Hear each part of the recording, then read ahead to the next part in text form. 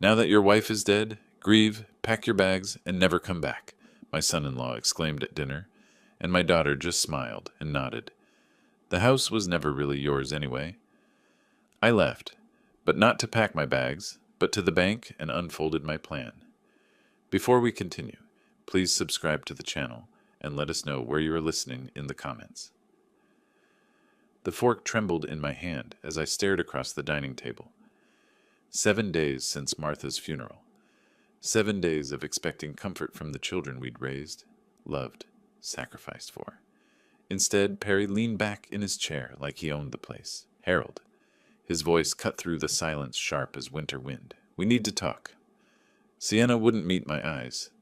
My daughter, who used to climb into my lap during thunderstorms, now fidgeted with her wedding ring like it burned her finger. The roast beef I'd prepared grew cold between us.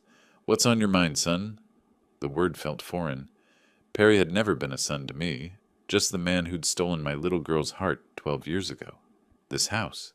He gestured around our dining room, the room where Martha had hosted countless family dinners, where Sienna had blown out birthday candles, where memories lived in every corner.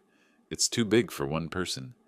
My chest tightened. I've lived here 23 years. Exactly. Perry's smile held no warmth. Time for a change. Sienna and I, we need space. Real space. Not that cramped apartment we're stuck in. I looked to my daughter, searching for the compassion I'd raised her with. She stared at her plate like it held the secrets of the universe. Sienna? My voice cracked. She finally lifted her head. Those blue eyes, Martha's eyes, looked through me like I was already gone. Perry's right, Dad. This place it's too much for you now. The words hit harder than any physical blow. Too much, as if 23 years of mortgage payments, of maintaining every inch of this home for my family, meant nothing. As if I was some burden to be managed. Where exactly do you expect me to go? I set down my fork before it could betray more of my shock. Perry leaned forward, predator sensing weakness. Senior living, assisted care, somewhere, appropriate for your age. Appropriate, I repeated the word, tasting its bitterness. Dad, you're 67. Sienna's voice carried forced patience, like she was explaining simple math to a child. Mom's gone. You shouldn't be rattling around this big house alone. Rattling around? Like I was some loose part in a machine that needed fixing. Perry stood, pacing to the window that overlooked Martha's rose garden. Look, Harold, we're being practical here. You sell this place, downsize to something manageable, everyone wins. Everyone wins? The phrase echoed in my head. Everyone except the man who'd built this life, brick by brick. You could have a nice little apartment. Sienna's words rushed together now, rehearsed lines delivered poorly. No maintenance, no worries. Freedom. Freedom.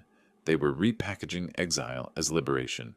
I studied my daughter's face, searching for traces of the girl who'd once defended injured birds, who'd cry if she accidentally stepped on flowers. That girl had vanished, replaced by this stranger wearing her features. And if I refuse? Silence stretched between us like a taut wire. Perry returned to his seat, straightening his shoulders like a man preparing for battle. Dad, Sienna's voice hardened, don't make this more difficult than it needs to be.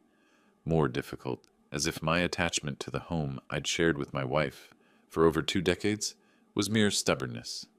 Perry cleared his throat, the sound sharp in the quiet room. His next words landed like hammer blows on glass. Now that your wife is dead, grieve, pack your suitcases, and never come back.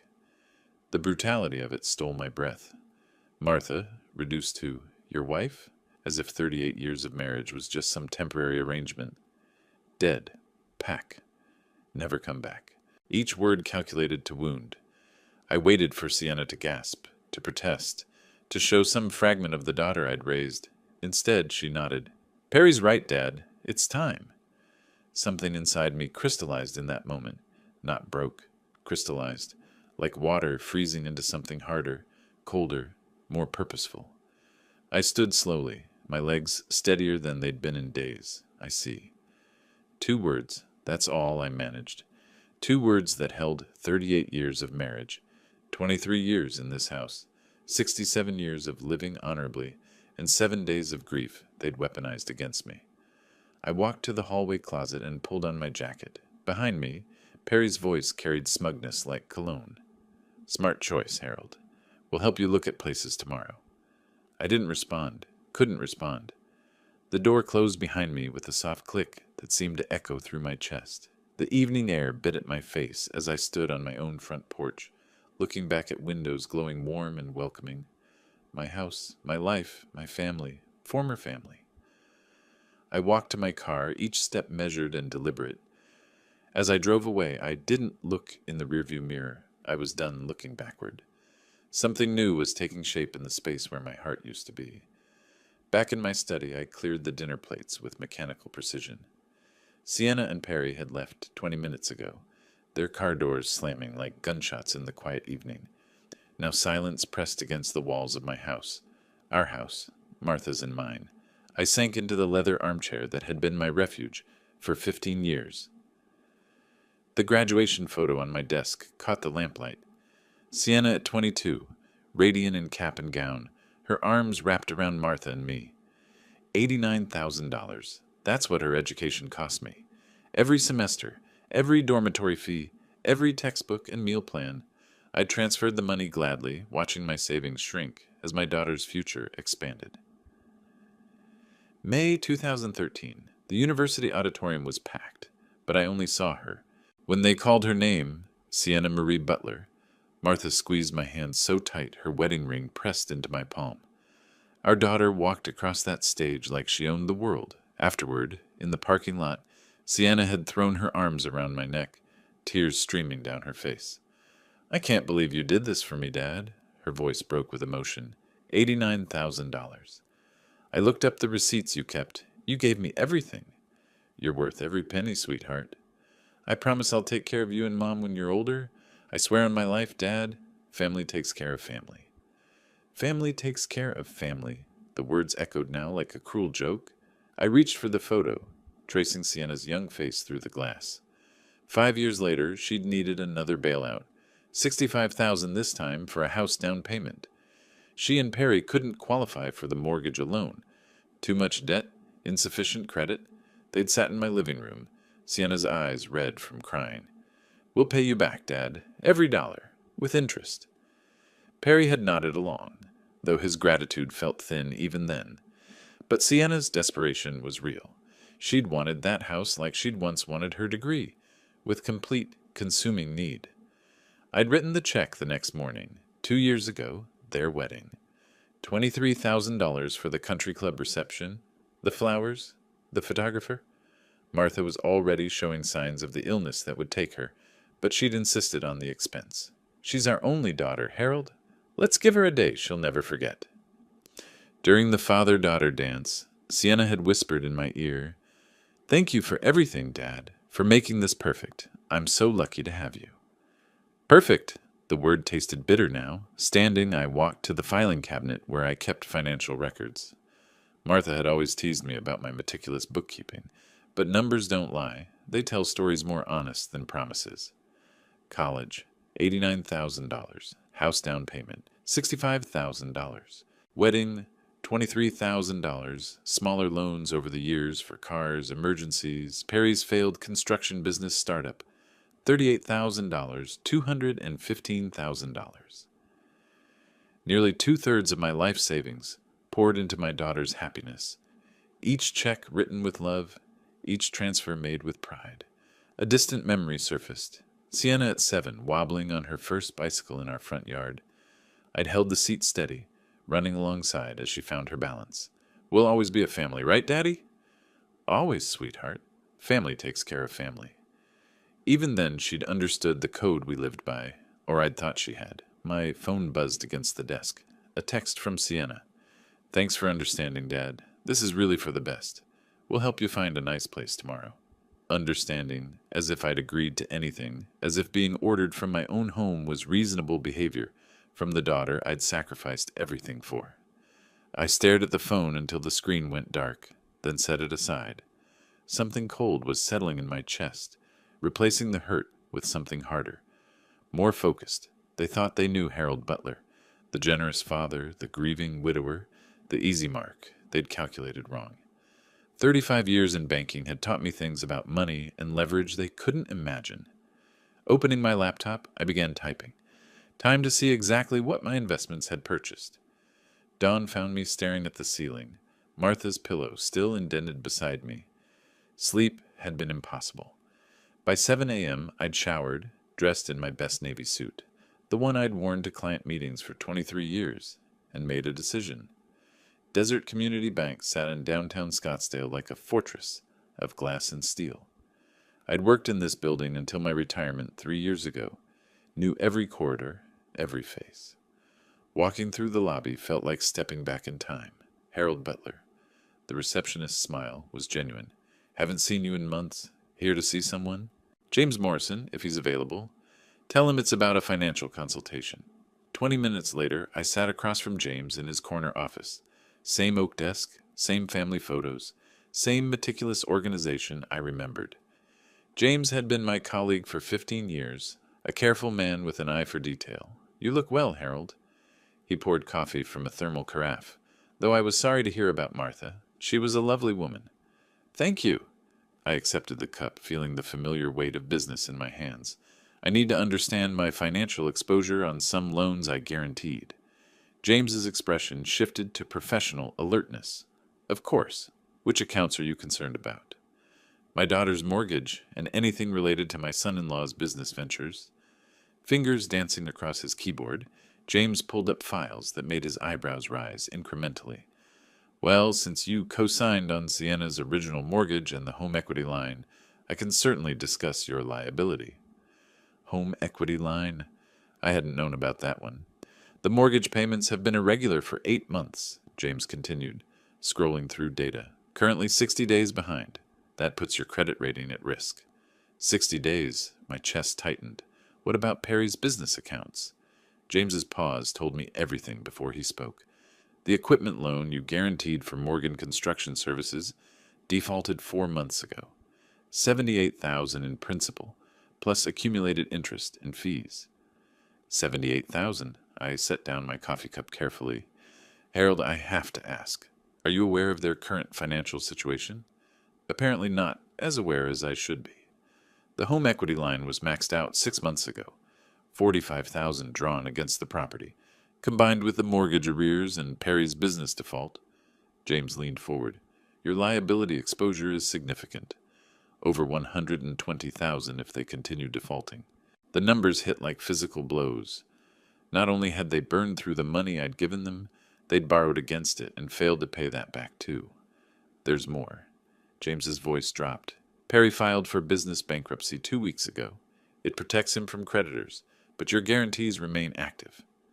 2 weeks ago, right around the time they'd started planning their ambush, James, hypothetically speaking, if these accounts went into full default, what would happen to the property? Foreclosure proceedings within 90 days. The house would be sold to satisfy the debts. Given current market values and the amount owed, he calculated quickly, there might be 10 to 15,000 equity remaining after all liens are satisfied. 10,000 from a house I'd put 65,000 down on. Standing, I shook James's hand with the same firmness I'd used in 1,000 business meetings. I appreciate your candor. This gives me the information I need to make some decisions. Harold? James's voice stopped me at the door. If you need any documentation of these accounts for legal purposes, I can prepare a comprehensive liability report. That would be very helpful. Thank you. Walking to my car, my steps felt different, purposeful. The morning sun was bright and warm, promising a beautiful Arizona day. Sitting behind the wheel, I pulled out my phone and scrolled through my contacts until I found what I was looking for. 3 years retired, but I still remembered which attorneys specialized in financial recovery and estate planning. Sienna and Perry thought they'd cornered a grieving old man. Instead, they'd awakened something much more dangerous, a former banking analyst who now understood exactly how precarious their position really was. The afternoon sun slanted across my desk as I spread out the documents James had prepared. 3 hours since leaving the bank, and my methodical banker's mind was finally taking control. I'd arranged the papers chronologically, loan agreements, payment histories, default notices, creating a timeline of financial disaster. My old calculator sat beside a legal pad filled with figures. 35 years of analyzing credit risks had taught me to read between the lines of financial statements. The story these documents told was worse than I'd imagined. Perry's construction business had collapsed 6 months ago. Not gradually, catastrophically. A $50,000 equipment loan became $78,000 with penalties and compound interest. He'd used personal credit cards to keep the business afloat, turning family money into gambling chips. 4 different credit cards, $23,000 in revolving debt across all of them. The minimum payments alone consumed 40% of their monthly income, assuming Perry found steady work, but it was the mortgage situation that revealed their true desperation. Sienna's house, the one I'd provided a $65,000 down payment for, was 3 months behind on payments. Foreclosure proceedings could begin in 60 days. There was more. A home equity line of credit I'd never known about, maxed out at $45,000. They'd borrowed against the house to cover Perry's business debts, then borrowed more to cover the borrowing. I leaned back in my chair, watching dust motes dance in the sunlight. The numbers painted a picture of people drowning in debt, making increasingly desperate choices. Perry's bankruptcy filing 2 weeks ago protected him from business creditors, but my guarantees remained active. They needed my house. Not wanted. Needed. Their cramped apartment wasn't preference. It was all they could afford while juggling minimum payments on cascading debts. My phone buzzed, a text from Sienna. "Dad, we found a lovely assisted living place in Tempe, much more appropriate than that big empty house. Can we schedule a tour tomorrow?" Much more appropriate. The clinical language couldn't mask the urgency. They weren't thinking about my comfort or happiness. They were calculating square footage against mortgage payments, my house against their survival. Standing, I walked to the filing cabinet where Martha and I had kept important papers. Behind the insurance policies, I found what I was looking for, copies of every loan agreement I'd co-signed over the years. My liability exposure was staggering. If Perry's business debts went to judgment, creditors could pursue me for the full amount. If Sienna's mortgage foreclosed, the deficiency balance would become my responsibility. Conservative estimate, $140,000 in potential claims. But liability worked both ways. As co-signer, I had legal rights. Rights to demand financial information. Rights to protect my interests. Rights they'd never expected me to exercise. I pulled out my laptop and began typing. Time to see exactly what those rights entitled me to. The Arizona revised statutes were quite specific about guarantor protections. Section 47-3605 was particularly interesting. Co-signers could demand immediate payment or dissolution of guaranteed obligations under certain circumstances. Circumstances like concealment of additional debts, like using guaranteed credit for unauthorized purposes, like attempting to defraud the guarantor. My phone rang. "Sienna, again? Hi, Dad. Did you get my text about the tour?" "I did." My voice sounded different to my own ears. Calmer, more controlled. "Wonderful. They have availability next week. You could be settled in by month's end." Month's end. 23 days from now. "Sienna, I need to ask you something. Are you and Perry having financial difficulties?" Silence stretched between us like a held breath. "Why would you ask that, Dad?" "Because I care about your welfare, as your father and as someone who's helped support your financial decisions over the years. We're fine, just looking for more space, for our future." "Future? Built on my house, my money, my destroyed trust. I see. Well, we'll talk more soon about the tour tomorrow. I'll let you know." After hanging up, I sat staring at the wall where Martha's college degree hung beside mine. She'd always been the trusting one, the one who saw the best in people. But she'd also been the one who insisted I keep meticulous records of every financial transaction. "Trust but verify," she used to say, especially with family money. Now I understood why. Tuesday morning brought the call I'd been expecting.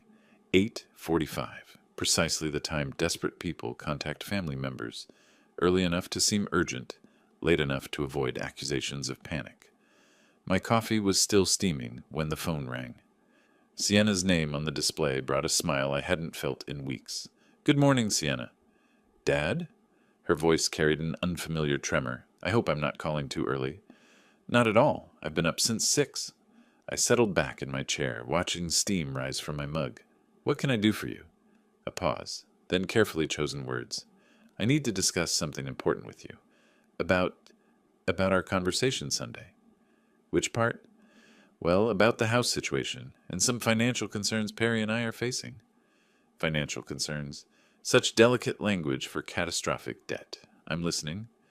Dad, we're going through a difficult period. Perry's construction work has been inconsistent, and with some unexpected expenses, her voice faltered. We need help, just temporarily. 15,000 would get us back on track.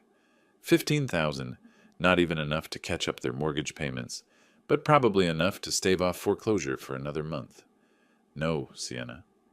Silence stretched between us like a held breath. I'm sorry, what? I said no, I won't be lending you money. Dad, I don't think you understand. This isn't for vacation or luxury. We could lose our house. Could lose. They were 3 months behind. They would lose it within 60 days unless someone intervened.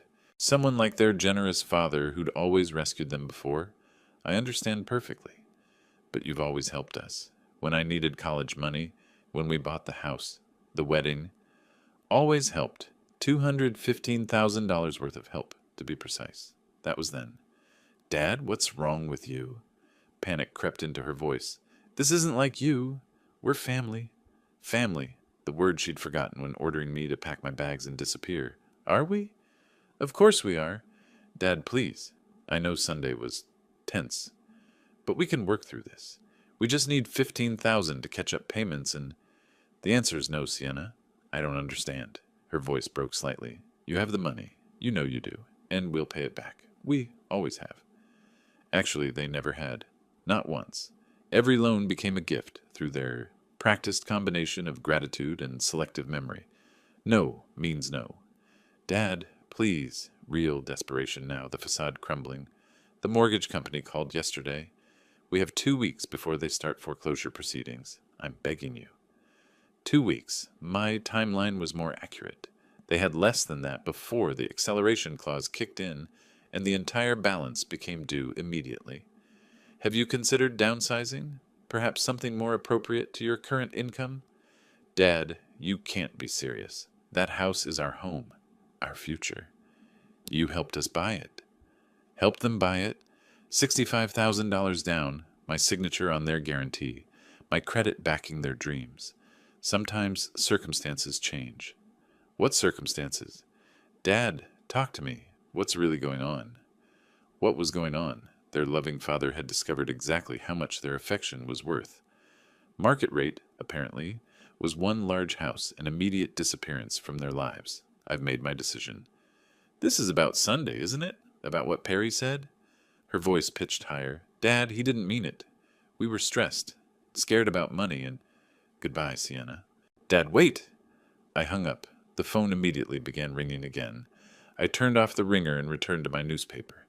The financial section had an interesting article about the rising foreclosure rates in Arizona. Apparently, many families were discovering that living beyond their means had consequences. Outside, a mockingbird was singing in Martha's rose garden. The roses were blooming beautifully this year. Martha would have been pleased. She'd always said the garden thrived when it was properly tended and ruthlessly pruned. Sometimes the most loving thing you could do was cut away the diseased branches.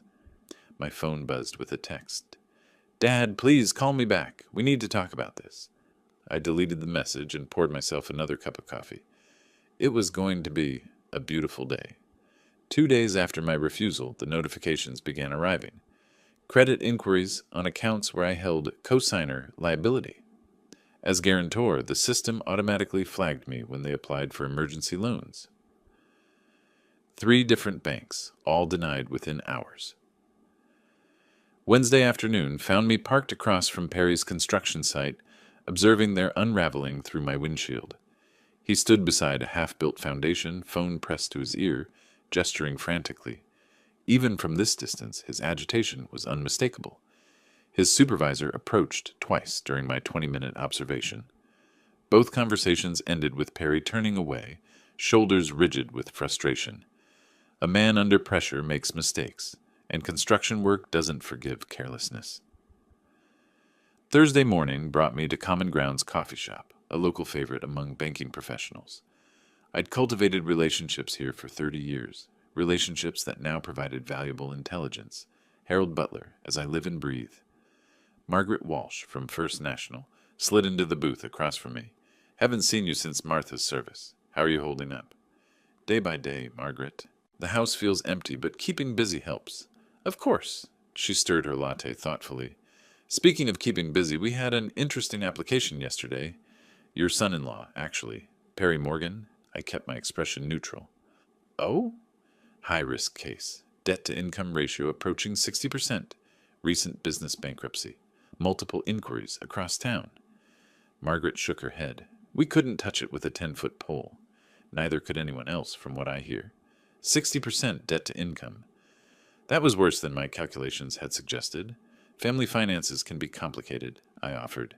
This went beyond complicated.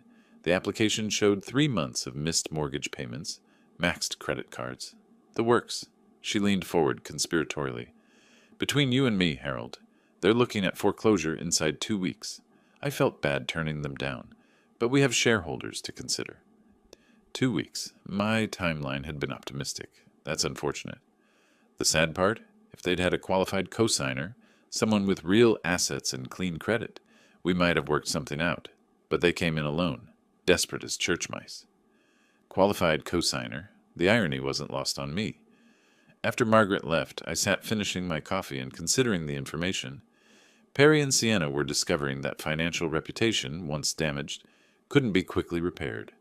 Trust, like credit scores, took years to build and minutes to destroy. Driving home, I passed their small apartment complex. Sienna's car sat in the lot, hood raised, steam rising from the engine. Another expense they couldn't afford. She stood beside it, phone in hand, probably calling repair shops she couldn't pay. Back in my study, I pulled up the credit monitoring service I'd maintained on accounts I guaranteed. The activity over the past 48 hours painted a picture of mounting desperation. 7 loan applications, 7 denials. Each inquiry lowered their credit score, making the next application even less likely to succeed. My phone buzzed, another text from Sienna. Dad, can we please talk? I know you're angry about Sunday, but we're family. Families help each other through difficult times. Families help each other? Where had that sentiment been when they'd ordered me to pack and leave? I deleted the message without responding. The evening news featured a segment about rising foreclosure rates in Arizona. Young families stretched too thin, living beyond their means, discovering that credit wasn't infinite. The reporter interviewed a housing counselor who spoke about early intervention, family support systems, and the importance of honest communication about financial difficulties. Honest communication. If only Perry and Sienna had tried that approach instead of manipulation and ultimatums. My phone rang. Sienna, again. I watched it ring 7 times before voicemail picked up. A minute later, the notification chimed. Dad, it's me. Look, I know we got off on the wrong foot Sunday. Maybe Perry was too direct about the house situation, but we're really struggling here. I've never asked you for anything without paying it back. This is different. This is our home, our future. Please call me back. Never asked for anything without paying it back. Apparently, she'd forgotten the $73,000 in unpaid loans I'd written off as gifts over the years. Our future, built on my sacrifice, my generosity, my willingness to bankroll their dreams. Now that the bank was closed, they were discovering what their future actually looked like. I poured myself a scotch and settled into Martha's favorite armchair. Outside, the desert evening was painting the sky in shades of orange and pink, beautiful and merciless, like the landscape itself. Friday evening brought the call I'd been waiting for, 7:30, precisely when desperate men abandon pride and reach for their last remaining lifeline. I let it ring 3 times before answering. Harold Butler. Harold, Perry's voice carried the strain of a week's worth of rejections. We need to talk. I'm listening. Look, I know we got off on the wrong foot Sunday. Maybe I was too direct about the house situation, but we're family, and families help each other through difficult times. Family. How quickly that word emerged when money was needed. Is that what we are, Perry? Of course. Harold, listen to me. We're in serious trouble here. The banks, none of them will work with us. Something about our debt-to-income ratio. Credit inquiries. I don't understand all the financial terminology. I understood it perfectly. 60% debt to income was a death sentence in current lending markets. Financial terminology can be confusing. Harold, we need $15,000. Just temporarily. We'll sign papers, pay interest, whatever you want. But if we don't get help soon, we lose everything. Everything. Their house, their credit, their comfortable assumptions about my endless generosity. As I recall, Perry, you told me to pack my suitcases and never come back. Silence stretched across the connection like a taut wire. That was a misunderstanding. I was stressed about the house being too big for you, worried about your safety, rattling around alone in all that space. Rattling around, even his apologies contained condescension. Interesting interpretation. Harold, please. Martha would have wanted you to help us. She loved Sienna, loved our family. She wouldn't want to see us lose our home. Martha. They were using my dead wife as leverage. The audacity was almost admirable. Martha is gone, Perry. I make my own decisions now. What's happened to you? His voice pitched higher, desperation bleeding through attempted control. This isn't the Harold I know. The Harold who helped with college, the wedding, the house down payment. The Harold who wrote checks without question, who accepted gratitude as payment, who never demanded accountability. That Harold had died Sunday evening. Perhaps you never knew me as well as you thought. This is about Sunday, isn't it? About what I said. Panic crept into his tone. Harold, I apologize. I was wrong. I should never have suggested you leave your own house.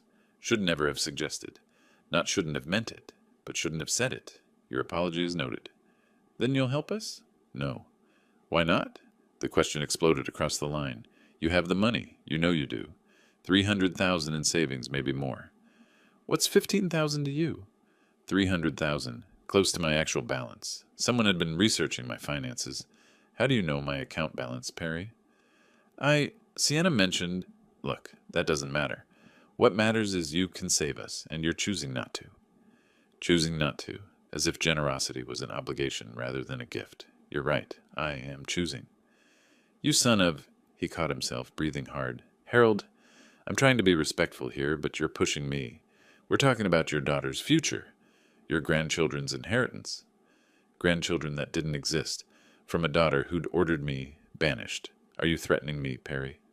I'm explaining reality. If we lose this house, if our credit is destroyed, if we're forced into bankruptcy, that affects everyone, including you. Everyone except the man they'd tried to exile. I think our conversation is finished. Wait. Harold, just tell me why. Why won't you help us? What did we do to deserve this? What did they do? They'd calculated my grief as weakness, my love as vulnerability, my generosity as guaranteed income. They'd weaponized Martha's funeral as leverage for financial gain. Perhaps you should ask yourself why your loan applications keep getting rejected. Another silence, longer this time. When Perry spoke again, his voice carried a different quality. Suspicion. What do you mean by that? Exactly what I said. Harold, what aren't you telling me? Everything. My professional network, my cosigner rights, my strategic patience, my detailed understanding of their financial desperation. Good evening, Perry. Harold, don't you dare hang up on... I disconnected the call and turned off the ringer. Outside my study window, the desert evening painted the sky in shades of crimson and gold, beautiful and unforgiving, like justice itself. My phone buzzed with a text message. Perry, this isn't over, old man. Not by a long shot. I smiled and deleted the message. He was right about one thing. This was just the beginning. Saturday morning brought clarity about my next move. Perry's threats had crossed a line that required appropriate response. If he wanted to play hardball, I'd show him what professional-level strategy looked like. My first stop was the public library's Business Research Center. 23 years in banking had taught me that every company leaves a paper trail, and Desert Vista Construction, LLC, would be no exception. The Arizona Corporation Commission database revealed interesting details. Desert Vista had filed late payment notices with 3 subcontractors in the past 4 months. Cash flow problems, permit delays on 2 municipal projects, a workers' compensation claim still pending investigation. I printed the relevant pages and moved to the construction industry databases. The picture grew clearer. Rising material costs, labor shortages, and delayed municipal payments were squeezing small contractors across Arizona. Desert Vista was swimming in troubled waters. At Common Grounds coffee shop, I encountered Bob Henley, a former client who'd retired from the city planning department. Our conversation started with pleasantries about Martha's memorial service and evolved into industry discussion. "The construction business is brutal right now," Bob mentioned, stirring his coffee. "Half these small outfits are one project failure away from bankruptcy. I imagine permit compliance is crucial in that environment. More than ever, with all the safety regulations, insurance requirements, worker protection laws, one violation can shut down a project for weeks." Interesting. I made a mental note to research Desert Vista's compliance record more thoroughly. "Any particular companies giving the department headaches?" Bob lowered his voice. "Well, between you and me, there's been some concerns about Desert Vista construction. Nothing actionable yet, but their safety protocols seem loose, and their insurance documentation has been late on several occasions." Safety protocols, insurance documentation. In the construction industry, these weren't merely bureaucratic requirements. They were the difference between profitable projects and regulatory nightmares. Back home, I spent Sunday morning cross-referencing public records with industry reports. Desert Vista's financial stress was more severe than I'd initially assessed. They owed $67,000 to a concrete supplier, $42,000 to an electrical subcontractor, and had missed 3 insurance premium payments.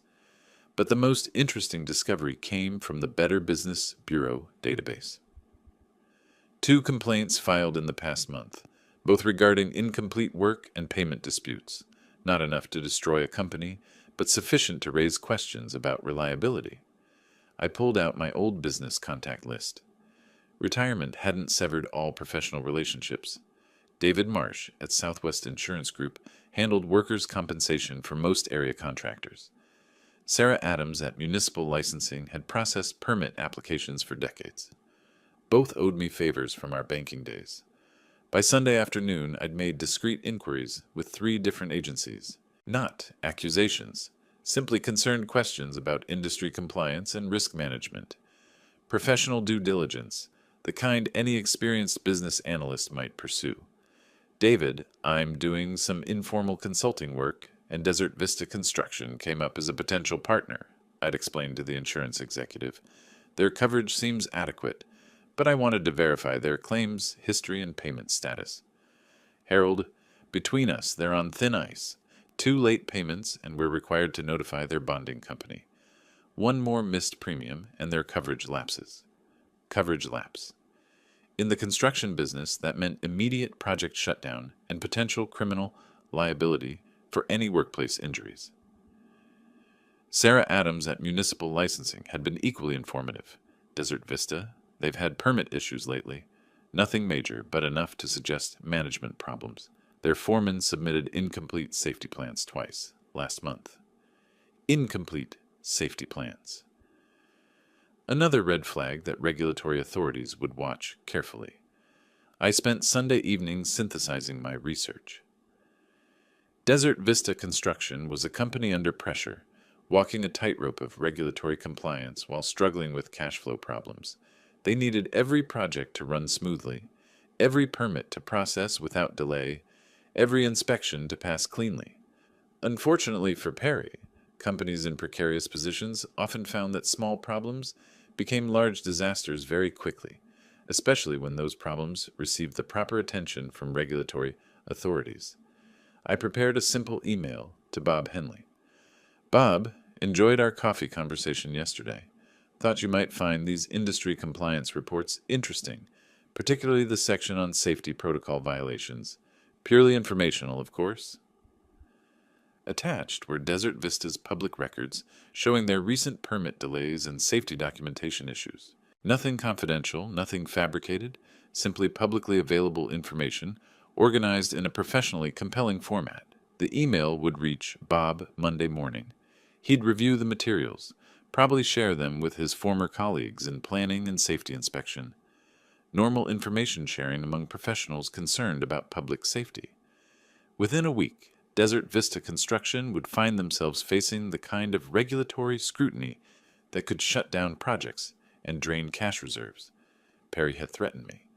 Now he'd learn what real power looked like. Monday brought the news I'd been waiting for. Perry's pickup truck sat in their driveway at 3:15 p.m., 2 hours earlier than his usual return from Desert Vista Construction. Through my rearview mirror, parked at the corner coffee stand, I watched him sit motionless behind the wheel for nearly 10 minutes. When he finally emerged, his shoulders carried the defeated slump of a man whose world had just collapsed. The regulatory scrutiny I'd orchestrated had worked faster than expected. Desert Vista's permit problems had escalated into a complete project shutdown, forcing immediate layoffs. Perry disappeared inside their small house. Within minutes, raised voices carried through the thin walls and open windows. Even from the street, his agitation was unmistakable. Sharp gestures visible through the front window, pacing that made the whole structure seem to vibrate with tension. Tuesday morning arrived with Sienna's scream. I'd positioned myself at the neighborhood park, ostensibly reading the morning paper while monitoring their house from a discreet distance. The sound cut through the desert air like breaking glass. Pure anguished disbelief, Perry had finally confessed. $78,000 in hidden business debt, the bankruptcy filing, the cascade of lies that had been sustaining their lifestyle for months. Through their kitchen window, I could see Sienna's silhouette gesticulating wildly, her movements sharp and desperate. Perry stood rigid, hands spread in what appeared to be defensive explanation. Their domestic crisis played out like a silent film, all fury and betrayal, without audible dialogue. Sienna stormed outside, phone pressed to her ear. Her first call lasted 3 minutes, probably her sister in California. The second was shorter, more desperate. By the fourth call, she was pacing the driveway, voice carrying across the morning stillness. "Mom, I know it's early, but we need help. Serious help. Perry lost his job and—" "No, there's more, much more." She disappeared back inside, only to emerge 10 minutes later with another frantic phone call. This pattern continued throughout the morning, desperate outreach to anyone who might offer financial salvation. By noon, Perry had made 2 trips to the liquor store and one to what appeared to be a pawn shop based on the small boxes he carried from the house. Selling personal items, the classic desperation move of people drowning in debt. I relocated to the public library parking lot for the afternoon shift, maintaining visual contact while appearing to conduct normal errands. Their crisis was accelerating beyond even my optimistic projections. Sienna's friend Rebecca arrived around 2 p.m., staying for an hour. Through the open front door, I could hear fragments of emotional conversation. Tears, pleas for advice. The hollow echo of someone discovering their safety net had disappeared. When Rebecca left, her expression carried the uncomfortable mixture of sympathy and relief that marks someone grateful not to be asked for money they don't have. Evening brought the real breakdown. Perry and Sienna's argument had moved to their front porch, voices raised beyond any pretense of privacy. Standing in my own front yard, ostensibly watering Martha's roses, I could hear every bitter word. "You bankrupted us." Sienna's voice cracked with exhaustion and fury. $78,000, Perry. How do you hide $78,000? I was trying to save the business. Everything I did was for our future. Our future? What future? We lose the house in 6 days. 6 days, Perry. Your father could help us if he wanted to. One phone call, one transfer, and this whole nightmare disappears. My father? Sienna's laugh held no humor. You ordered him to pack his bags and never come back. You think he's forgotten that? Perry's response was lost in the sound of their front door slamming.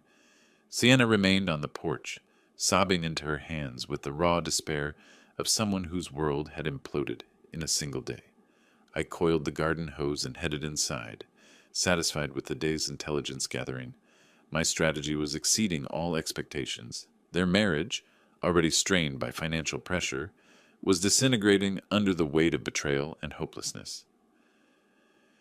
Phase 2 of my plan was complete. They'd lost their income, exhausted their credit, and now faced the destruction of their most fundamental relationship, trust between husband and wife. Tomorrow would bring phase 3, but tonight I'd pour myself a scotch and appreciate the elegant precision of watching people reap exactly what they'd sown. The desert evening painted the sky crimson and gold. Justice, it seemed, wore the most beautiful colors.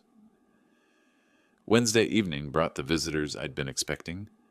Through my front window, I watched them approach, Sienna clutching Perry's arm for support, both moving with the defeated shuffle of people who'd run out of options. The doorbell rang once, a tentative, almost apologetic sound. I took my time answering, adjusting my tie, checking my appearance in the hallway mirror. When dealing with desperate people, timing and presentation were everything. "Dad!" Sienna's eyes were red-rimmed from crying. "Thank you for seeing us." "Sienna." "Perry." I stepped aside, allowing them entry but making no welcoming gestures. "Please come in." They followed me to the living room, where I took my customary chair. Martha's chair remained empty beside me, a silent reminder of what they'd cost me.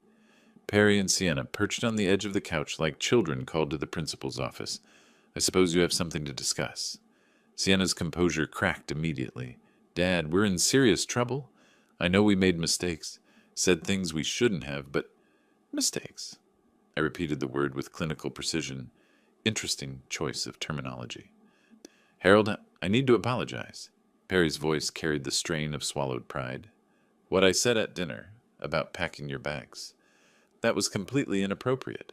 I was stressed about our financial situation and took it out on you."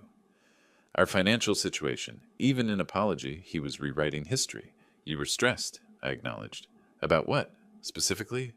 Perry's jaw tightened. The question forced him to reveal weakness he'd preferred to hide. "Business problems.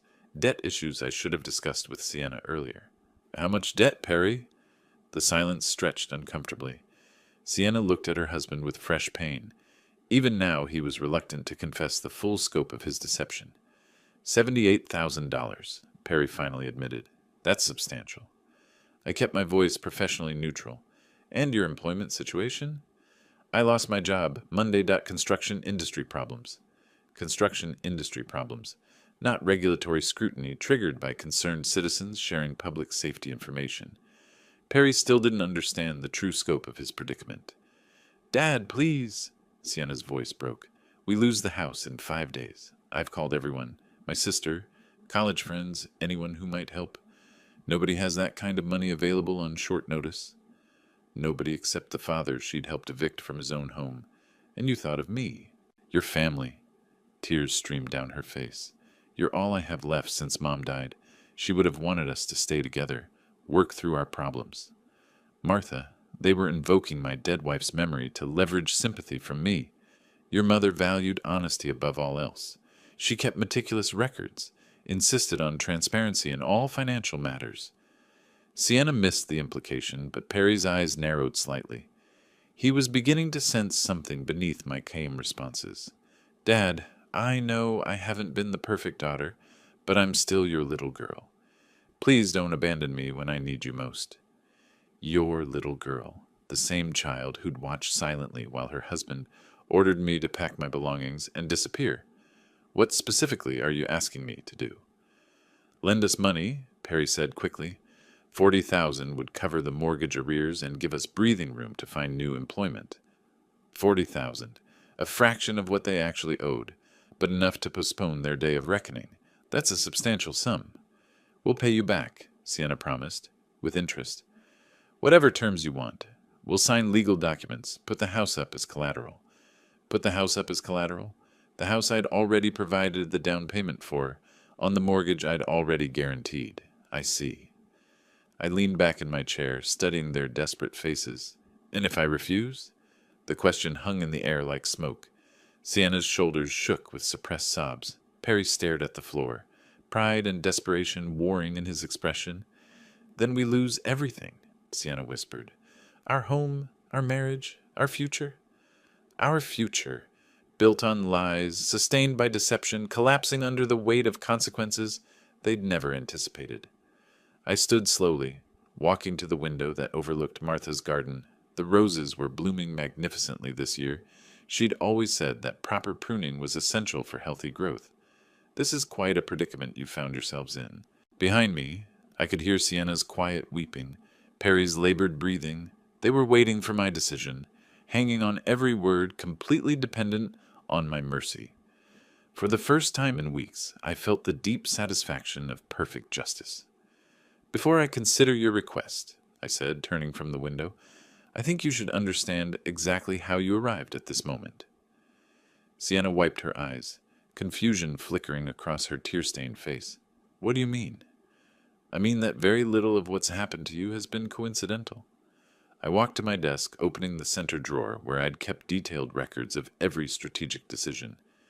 Perry's expression shifted from defeat to wariness as I pulled out a manila folder, thick with documents. "Let me show you something interesting." I spread the timeline across the coffee table between us. Monday, March 18th. I visited my former colleague, James Morrison, at Desert Community Bank. Perry's face went pale. "You did what?" "As co-signer on your loans, I had every legal right to review your financial status. James was quite thorough in his assessment." I pulled out the printed credit reports. 78,000 in business debt, 3 months behind on mortgage payments, credit cards maxed at 60% of available limits. Sienna stared at the documents. "Dad, I don't understand." "I conducted a professional risk analysis of your situation. 23 years in banking taught me to recognize when clients were beyond salvage." I turned to another page. "Your debt-to-income ratio was approaching 65%, statistically impossible to sustain." "You were analyzing us?" Perry's voice carried growing horror. When Sienna called requesting $15,000, I'd been expecting it for days. The timing was predictable, based on your payment schedules and cash flow projections. You planned to refuse?" "Perry, you ordered me to pack my suitcases and never return. Did you imagine there would be no consequences for that level of cruelty?" I moved to the next set of documents. The banking community in Scottsdale is remarkably interconnected. Margaret Walsh at First National, David Adams at Community Trust, Sarah Morrison at Southwest Credit Union, all former clients of mine. Perry was standing now, his face flushed with understanding rage. "You blacklisted us." "I shared legitimate concerns about risk factors and payment reliability. Everything I discussed was publicly available information. You destroyed our credit applications. I provided professional insight to colleagues making prudent business decisions." Sienna was staring at me as if seeing a stranger. "Dad, what are you saying?" "I'm saying that Desert Vista Construction was already vulnerable before I shared workplace safety concerns with Bob Henley at City Planning. Their permit compliance was questionable. Their insurance payments were late. Their safety protocols needed review." "You got me fired." Perry's words came out as a whisper. "I ensured that regulatory authorities had complete information about potential public safety risks." Desert Vista's subsequent problems were entirely their own doing. I pulled out the final document, my handwritten strategic timeline. Every phone call, every refusal, every coincidence was calculated for maximum psychological impact at optimal timing. "You planned all of this?" Sienna's voice broke. "From the moment Perry told me to pack my bags, yes. I spent 35 years analyzing financial vulnerabilities and strategic pressure points. Applying that expertise to your situation was simply professional methodology." Perry lunged forward, grabbing the papers. "You manipulative old—" "Careful, Perry." My voice carried steel. "You're still in my house, requesting my help." He froze, documents trembling in his hands as he read my methodical planning notes. The dates, the strategic decisions, the professional contacts leveraged, the systematic elimination of their options. "You destroyed our marriage." Sienna's accusation hung in the air. "Your marriage was collateral damage. The primary objective was appropriate consequences for unconscionable behavior. We're your family. Family members don't order each other to disappear after 38 years of service and sacrifice. You redefined our relationship that Sunday evening." Sienna collapsed back onto the couch, overwhelmed by the scope of betrayal. "How could you do this to your own daughter? How could you stand silently while your husband ordered me to abandon my own home?" Perry threw the papers across the room, scattering my careful documentation. You're a monster. I'm a professional who applied systematic thinking to a personal problem. You threatened someone you thought was helpless. You discovered otherwise. The room fell silent except for Sienna's quiet sobbing. They were processing the magnitude of being completely outmaneuvered by someone they'd underestimated. Now, I said, returning to my chair with the calm authority of complete victory, shall we discuss the terms under which I might consider helping you? Perry gathered the scattered papers with trembling hands, his face flushed with rage and humiliation. Sienna remained collapsed on the couch, processing the magnitude of her father's strategic masterpiece. These are my terms, I said, returning to my chair, with the calm authority of complete victory. You wanted to discuss assistance. Let's discuss it properly. Terms? Sienna's voice was barely a whisper. You ordered me to pack my suitcases and disappear. Now you need my help to survive. That requires acknowledging some fundamental realities about our relationship going forward. Perry looked up from the documents, hatred burning in his eyes, but tempered by desperate necessity. What do you want? First, a written apology. Public acknowledgement that your treatment of me was inappropriate and cruel. You'll submit it to the neighborhood newsletter and post it on social media. You want us to humiliate ourselves publicly? I want you to correct the record about my character and worth. Your neighbors watched you disrespect a grieving widower. They should know you recognize that behavior was unacceptable. Sienna nodded slowly. Okay, we'll write an apology. Second, you'll treat me with the respect and courtesy appropriate for the family patriarch. No more dismissive comments, no more financial presumptions, no more orders about my living arrangements. Yes, Harold, Perry said through gritted teeth. Third, any assistance I provide comes with conditions. You'll follow my financial guidance, attend counseling for your marriage problems, and maintain employment that I approve of. You want to control our lives. I want to ensure my investment isn't wasted on people who haven't learned from their mistakes. I stood and walked to my desk, pulling out my checkbook. The sound of the pen scratching across paper was the only noise in the room. I'm prepared to provide $25,000, enough to prevent foreclosure and give you breathing room to rebuild your lives properly. Sienna's eyes widened. 25,000, but we need 40 to catch up completely. You need to learn the difference between rescue and assistance. I'm not restoring your previous lifestyle. I'm preventing total collapse while you construct something more sustainable. I tore off the check and set it on the coffee table. This comes with monthly progress reports, financial transparency, marriage counseling attendance, employment verification, respectful communication. Perry stared at the check like it was both salvation and poison. And if we refuse these terms, then you leave my house and solve your problems without my involvement. The silence stretched for nearly a minute. They were calculating their options, weighing pride against survival, dignity against necessity. We accept, Sienna said finally. All of it. Perry's jaw worked like he was chewing glass, but he nodded. Yes, we accept your terms. Excellent. I picked up the check and held it just beyond their reach. You'll have this tomorrow, after you've written and submitted the public apology. Consider tonight your opportunity to reflect on how dramatically your circumstances have changed. I walked them to the front door, their defeated postures a stark contrast to the arrogant couple who'd tried to exile me 2 weeks ago. One final thought, I said as they stepped onto the porch. You assumed I was weak because I was grieving, generous because I was loving, helpless because I was older. You confused kindness with stupidity and patience with powerlessness. Perry turned back, his face twisted with impotent rage. This isn't over, Harold. You're absolutely right. It's not over. It's just beginning under new management. I closed the door and returned to the living room, gathering the scattered documents from my strategic timeline. Outside, their car started and drove away, carrying 2 people who'd learned that cruelty has consequences. In my study, I opened Martha's photo and smiled at her gentle face. I think you'd be proud, I told her. They wanted me gone, but I'm still here, and now they know exactly who they're dealing with. The house settled into comfortable silence around me. Justice, I discovered, was a dish best served systematically. If you like this story, please like this video, subscribe to the channel, and share your impressions.